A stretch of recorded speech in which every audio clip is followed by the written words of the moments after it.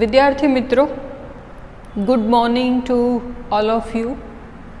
ફરી એક વખત 9 અને 10 ધોરણનું ગ્રામર હું છઠ્ઠા લેક્ચરમાં એક સાથે લઈ રહી છું. 5મા લેક્ચરમાં છેલ્લે આપણે જોયું હતું કે પરીક્ષામાં પ્રશ્ન પૂછાય છે ચેન્જ ધ ટેક્સ અથવા તો ચેન્જ ધ જેન્ડર એટલે કે જાતિ બદલો, ચેન્જ ધ નંબર એટલે વચન બદલો, ચેન્જ ધ ટેન્સ એટલે કાળ બદલો, અથવા તો એવું જ આપ્યું હોય કે ચેન્જ ધ ટેક્સ. ટેક્સ એટલે અપાયેલો ફકરો બદલો. બદલો એટલે શેમાં બદલો? આપણે છેલ્લે જોયું હતું છેલ્લા લેક્ચરમાં. બે રીતે આવી શકે છે.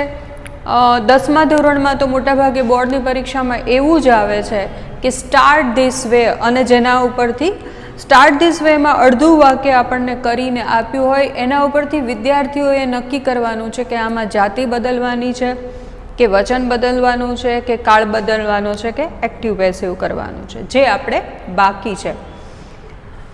9મીમાં પણ મોટાભાગે ચેન્જ ધ ટેક્સમાં આવી જ રીતે પૂછાય છે. તમને એવું થતું હશે કે મેં ચેન્જ ધ ટેક્સના આટલા બધા ક્લાસ શા માટે લીધા? કારણ કે ચેન્જ ધ ટેક્સમાં નક્કી નથી કે શું પૂછાશે.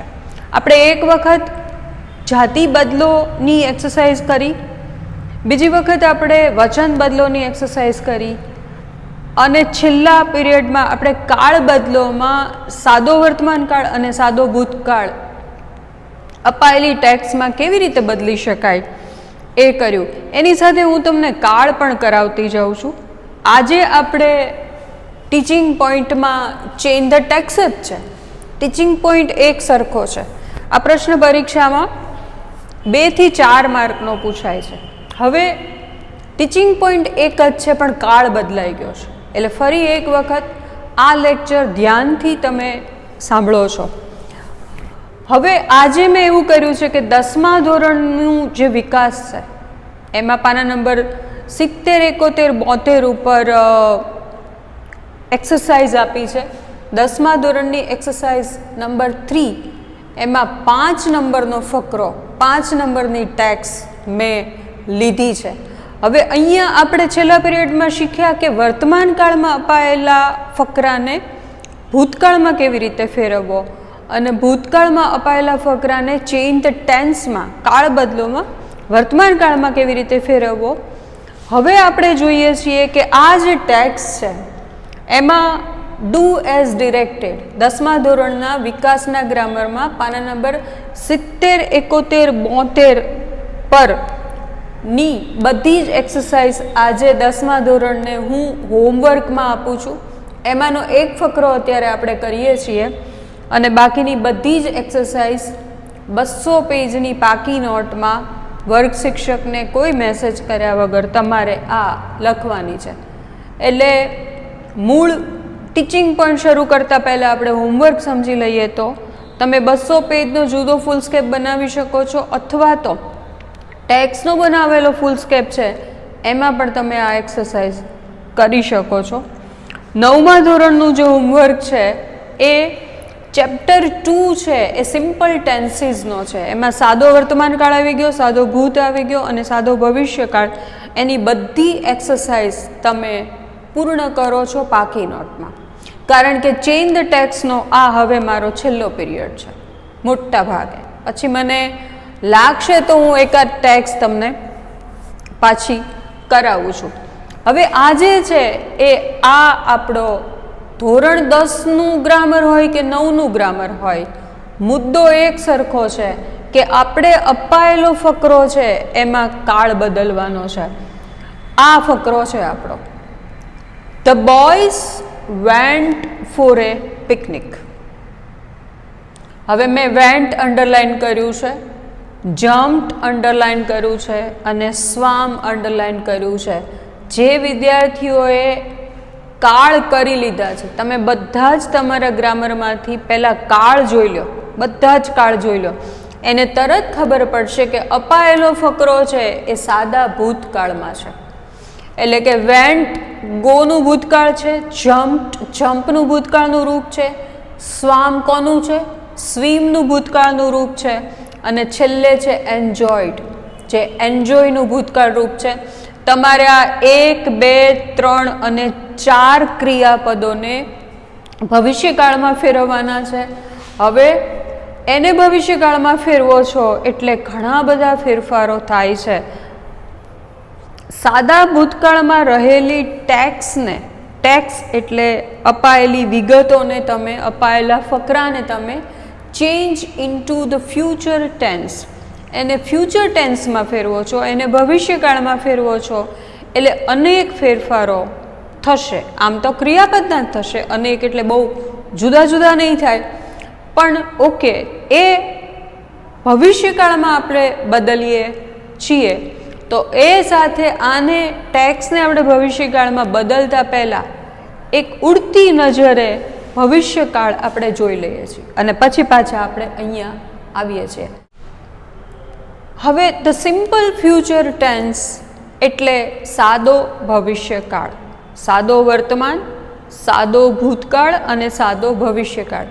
આ 3 આપણા બેઝિક કાળ છે. પછી પાછા એના પેટા ટેન્સીસ છે. હવે સાદો ભવિષ્યકાળ છે એ વાક્યમાં ભવિષ્યમાં થવાની ક્રિયાનો ઉલ્લેખ કરે છે. હવે જે ક્રિયા ભવિષ્યમાં થવાની છે તો કેમ ખબર પડે કે જે તે વાક્ય છે એ ભવિષ્યકાળમાં છે?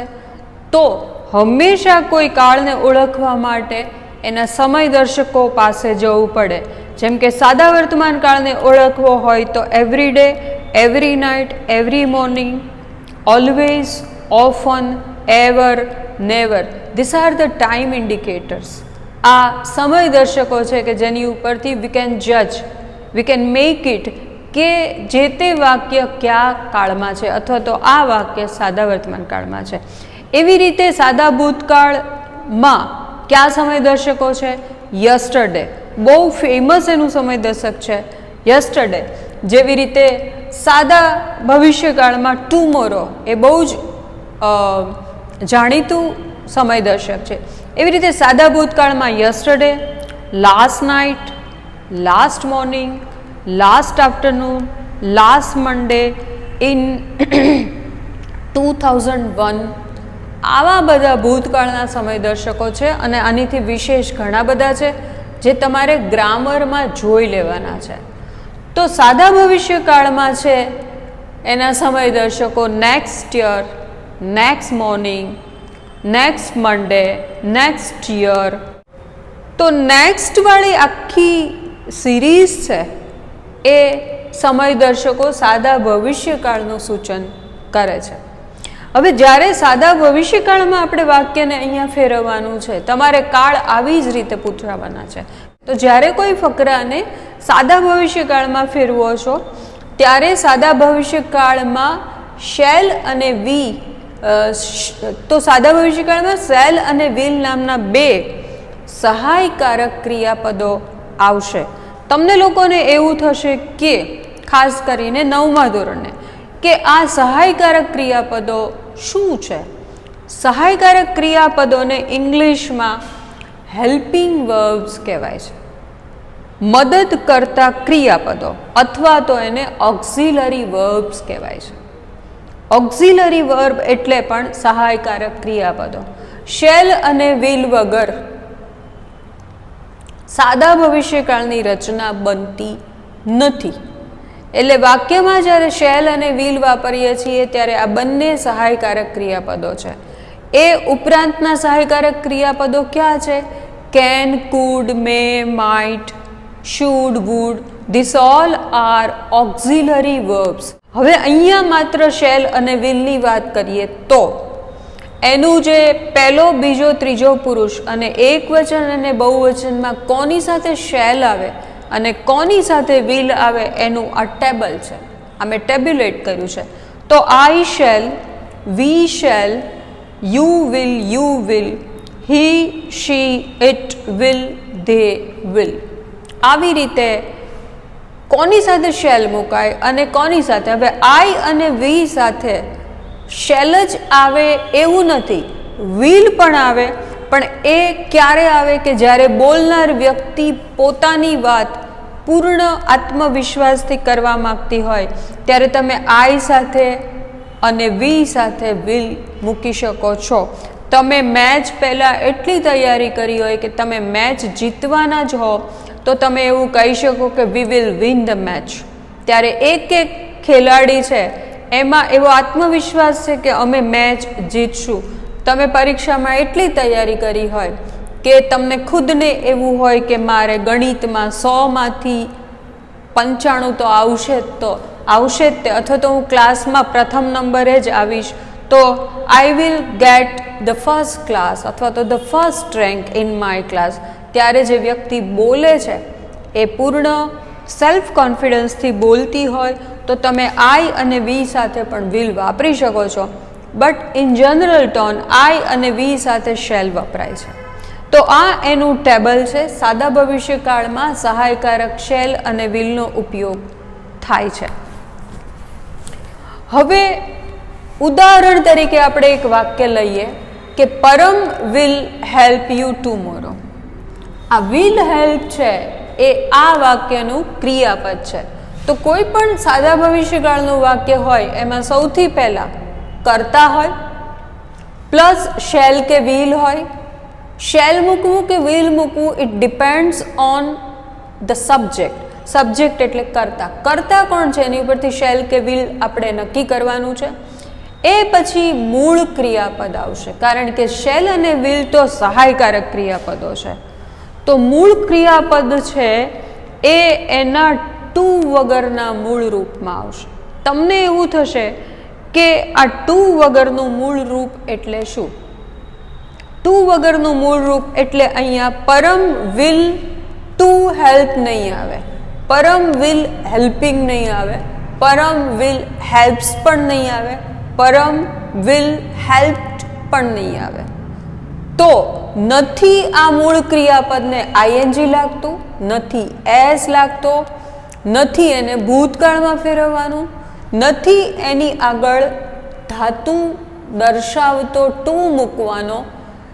જે મૂળ મુખ્ય ક્રિયાપદ છે, હવે આ વિલ હેલ્પમાં વિલ સહાયકારક છે અને હેલ્પ છે એ મેઇન વર્બ છે, મુખ્ય ક્રિયાપદ છે. પહેલી વાત કે સહાયકારક ક્રિયાપદ છે એ મુખ્ય ક્રિયાપદ વગર મુકાશે જ નહીં. માત્ર શેલ વિલથી વાક્ય બને નહીં, એની સાથે મુખ્ય ક્રિયાપદ મેઇન વર્બ તો હોવું જ જોઈએ અને એ મુખ્ય ક્રિયાપદ છે એ એના ટુ વગરના સ્વરૂપમાં હોવું જોઈએ. એને કોઈ પણ જાતનો પ્રત્યય નહીં લાગે. સાદા વર્તમાન કાળમાં ક્રિયાપદને આપણે એસ લગાડીએ છીએ, એ નહીં લાગે. ચાલુ વર્તમાન કાળમાં એને આઈએનજી લગાડીએ છીએ, એ પણ નહીં લાગે. સાદા ભૂતકાળમાં એને ઈડી લગાડીએ છીએ, એ પણ નહીં લાગે. તો એને કહેવાય ક્રિયાપદનું ટુ વગરનું મૂળ રૂપ. હંમેશા સાદા ભવિષ્યકાળમાં જ નહીં, જ્યારે જ્યારે વાક્યમાં તમે ઓક્ઝિલરીનો ઉપયોગ કરો છો સહાયકારકનો, એ સહાયકારક પછી કેન હોય, મે હોય, કુડ હોય, માઇટ હોય, શુડ હોય, વુડ હોય, શેલ હોય, વિલ હોય, કોઈ પણ સહાયકારક ક્રિયાપદ છે એની સાથે માઇન્ડ વેલ મગજમાં આજે જ એકદમ 100% સમજી જાઓ કે એ ટુ વગરના મૂળ રૂપમાં જ આવશે. એટલે પરમ will help you tomorrow. Param આવતીકાલે તમને મદદ કરશે. કરવાનો છે નહીં, કરશે. કરવાનો છે એવું કહેવું હોય તો Param is going to help you tomorrow. એને પ્રોગ્રેસિવ ટેન્સ કહેવાય છે. એમાં ઈરાદો છે, એમાં આયોજન છે. તો કરતા એને બંધ બેસતું શેલ વિલ, આ એની રચના છે. રચના ખૂબ અગત્યની છે. ક્રિયાપદ ટુ વગરના મૂળ રૂપમાં. કર્મ યુ ઈ કર્મ છે અને પછી સ દ એટલે સમય દર્શક, દેટ ઇઝ ટાઈમ ઇન્ડિકેટર. હવે આ જે વાક્ય છે એનો મારે ભવિષ્યકાળમાં ઉલટ પ્રશ્ન પૂછવો હોય તો will Param help you tomorrow. શરૂ શેલ વિલથી થશે. અહીંયા વિલથી શું કામ થાય છે? કારણ કે પરમ ત્રીજો પુરુષ એકવચન છે. તો અહીંયા આપણે જોયું કે ત્રીજા પુરુષ એકવચન સાથે વિલ આવશે. પરમ હુંય નથી, તમે નથી, કોઈ ત્રીજી વ્યક્તિ છે, કોઈ ત્રાહિત છે, કોઈ થર્ડ પર્સન સિંગ્યુલર છે, એટલે એની સાથે વિલ આવશે. તો પ્રશ્ન એ છે પરમ આવતીકાલે તમને મદદ કરશે, તો એમાં મારે ગુજરાતીમાં પ્રશ્ન પૂછવો હોય ઉલટ પ્રશ્ન, તો હું એમ પૂછું કે શું પરમ આવતીકાલે તમને મદદ કરશે? એનો જવાબ છે હા માં દેવો હોય તો યસ, પછી અટકવાનું છે એટલે કે પોઝ લેવાનો છે, યસ હી વિલ, અને નો હી વોન્ટ અથવા તો વિલ નોટ. હવે આ થઈ ગયો ઉલટ પ્રશ્ન. ઉલટ પ્રશ્ન એટલે એવો પ્રશ્ન કે જેને ઇંગ્લિશમાં ઇન્વર્ઝન ક્વેશ્ચન કહેવાય છે. તમે એનો ક્રમ ઉલટાવી દો છો. પરમ વિલ હોય તો વિલ પરમ, ક્રમ આમ થઈ જાય છે. કરતા હતો ત્યાં ક્રિયાપદ આવે છે, અને ક્રિયાપદ હતું ત્યાં કરતા આવી જાય છે, એટલે ઉલટ સુલટ થઈ જાય છે. આથી કરીને પણ એને ઉલટ પ્રશ્ન કહે છે. ઉલટ પ્રશ્ન એવો પ્રશ્ન છે કે જેમાં જવાબ હા કે નામાં આવે છે.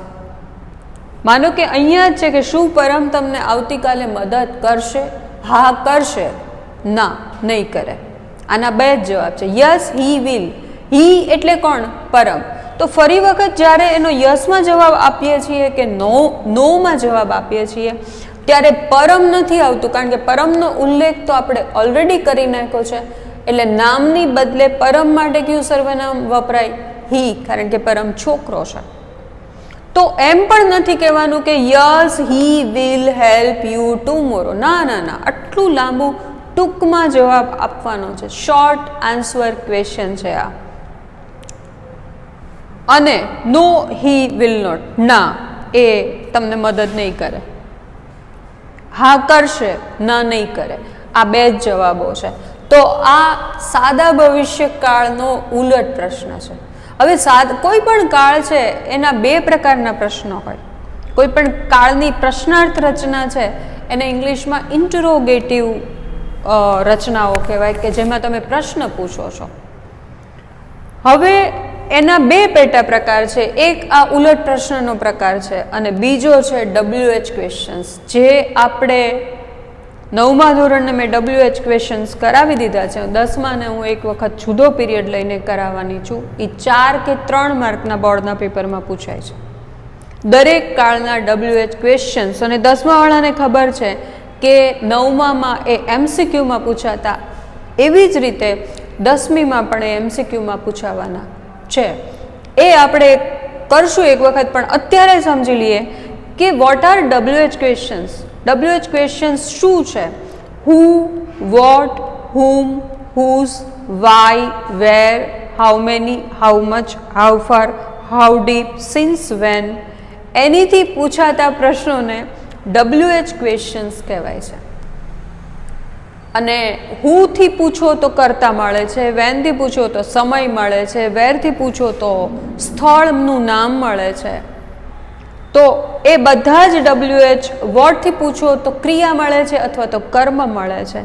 એમાંના કેટલાક મેં અહીંયા તમને સાદો ભવિષ્યકાળ સમજાવવા માટે લખ્યા છે કે who will help you tomorrow.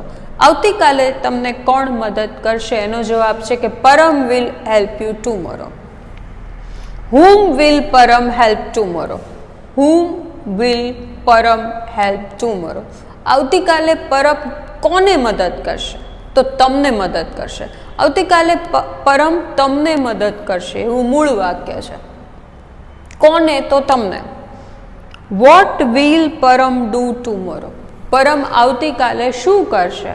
Param will help you tomorrow એનો જવાબ છે. તો this are the WH questions of simple future tense. 9 અને 10 બંનેને કહું છું કે 9મીમાં વિકાસમાં બીજું ચેપ્ટર છે એ સાદા કાળનું છે. એમાંથી તમે ભવિષ્યકાળ જોઈ લો છો, બરાબર સમજી લો છો. શેલ વિલ ક્યારે આવે, એની પ્રશ્નાર્થ રચના કેવી રીતે બને, એની WH રચનાઓ કેવી રીતે બને, અને 9મીએ આખું ચેપ્ટર હવે પૂર્ણ કરી બીજું, અને એની બધી એક્સરસાઇઝ કરવાની છે. અને 10મીએ 70, 71, 72 પરની બધી જ એક્સરસાઇઝ કરવાની છે. એમાં એક ચેન્જ ધ પર્સન છે, એની પ્રેક્ટિસ હું 9, 10નું આની પછીનું લેક્ચર ગમે ત્યારે હું લઈ લઉં છું. કે તમને એમ કીધું હોય કે આઈની બદલે વી કરો કાઉન્સમાં, મિસ્ટર ઓઝાની બદલે મિસિસ ઓઝા કરો, એને કહેવાય ચેન્જ ધ પર્સન. એ એકાદ ફકરો આપણે કરશું. હવે આ મેં તમને ભવિષ્યકાળ થોડો ઘણો સમજાવ્યો છે. તમે વધુ વિગતે ગ્રામરમાં જોઈને સમજો છો. હવે આપણે પરીક્ષામાં પૂછાતી આ એક્સરસાઇઝ ઉપર પાછા આવીએ છીએ. આ અપાયેલી ટેક્સ આપણે જોઈ લીધું છે કે સાદા ભૂતકાળમાં છે અને આપણે એને ચેન્જ કરવાની છે, સાદા change into the future tense. હવે માનો કે પરીક્ષામાં ડુ એઝ ડિરેક્ટેડ, કયા પ્રમાણે કરો માં આવી રીતે આપ્યું હોય, પણ આવી રીતે ન આપ્યું હોય તો તમને આપ્યું હશે સ્ટાર્ટ ધીસ વે, આવી રીતે શરૂ કરો અને એમાં ધ બોયઝ વિલ ગો સુધીનો જવાબ તમને આપી દીધો હશે. ખાસ તો 10મી વાળાને આવી રીતે જ પૂછાય છે બોર્ડમાં. આવી રીતે શરૂ કરો અને તમને અહીંયા આપ્યું હોય ધ બોયઝ વિલ ગો. એની ઉપરથી તમારે નક્કી કરવાનું છે કે ઓહો, મારે આ ફકરાને સાદા ભવિષ્યકાળમાં ફેરવવાનો છે. હવે અહીંયા છે the boys went for A picnic. છોકરાઓ ઉજાણીમાં ગયા હતા. હવે આ વેન્ટ છે એનું મૂળ રૂપ ગો છે. ધ બોયઝ વિલ ગો એનો જવાબ છે. જ્યાં વેન્ટ હતું ત્યાં આપણે કાળ બદલ્યો, ભવિષ્યકાળ કર્યો અને વિલ ગો કર્યો.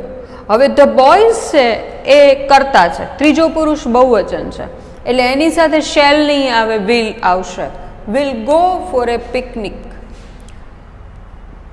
છોકરાઓ ઉજાણીમાં જશે. અહીંયા હતું છોકરાઓ ઉજાણીમાં ગયા હતા, અહીંયા થઈ ગયું છોકરાઓ ઉજાણીમાં જશે. Will go. પરીક્ષામાં તમારે જવાબ આવી રીતે રેખાંકિત કરવાનો છે અને આ મૂળ ટેક્સ્ટ જે પરીક્ષામાં આપી છે એ લખવાની નથી, તમારે સીધો જવાબનો ફકરો લખવાનો છે, માત્ર જવાબ લખવાના નથી.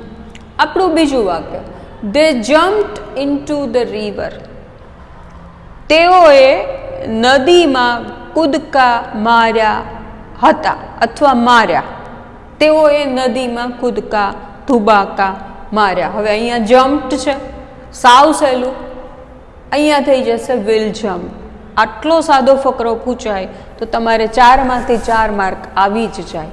તો અહીંયા થઈ ગયું વિલ જમ્પ. અહીંયા ઈડી હતું એની બદલે અહીંયા ઈડી નીકળી જશે કારણ કે આ મૂળ ક્રિયાપદ છે જમ્પ, એ ટુ વગરના મૂળ રૂપમાં આવશે, એને કોઈ પ્રત્યય નહીં લાગે. અને ધે છે એટલે એની સાથે વિલ આવશે. અહીંયા આપણે જોયું કે ધે સાથે વિલ આવે કારણ કે ધે ત્રીજો પુરુષ બહુવચન છે. Into the river. ત્રીજું વાક્ય છે કે દે સ્વામ ફોર એ લોંગ ટાઈમ. એ લોકો લાંબા સમય સુધી, સ્વામ એ કોનું ભૂતકાળ છે તો સ્વીમનું. હવે મૂળ વાત એ છે કે તમને એ સમજાવવું જોઈએ અથવા તો તમને એ ખબર હોવી જોઈએ કે સ્વામનું સ્વીમ થાય. તો હવે સ્વામનું સ્વીમ થાય એ જ ન ખબર હોય તો માર્ક જાય છે. એટલે તમારા પક્ષે હું આ સમજાવી દઉં એ પછી બહુ જ મોટી જવાબદારી છે. મૂળ રૂપ, ભૂતકાળનું રૂપ અને ભૂત કૃદંતનું રૂપ તમારે બધાએ કંઠસ્થ કરવા જ પડે. And this is the best time કે તમારે સ્કૂલે આવવાનું નથી અને તમે ઘરે છો તો રોજ અથવા તો અઠવાડિયે એક વખત કે 3 દિવસે એક વખત છે એ તમે મૂળ રૂપ, સાદો ભૂતકાળ અને ભૂત કૃદંત સ્પેલિંગ સાથે પાકા કરો છો તો જ ખબર પડે કે સ્વામનું સ્વીમ થાય. હવે સ્વામનું સ્વીમ થાય એ જ ન ખબર હોય તો તમે એ વાક્યને સાદા ભવિષ્યકાળમાં ફેરવી શકો નહીં. તો સ્વામ તેઓ લાંબા સમય સુધી નદીમાં તર્યા તો એનું થઈ જશે વિલ સ્વીમ.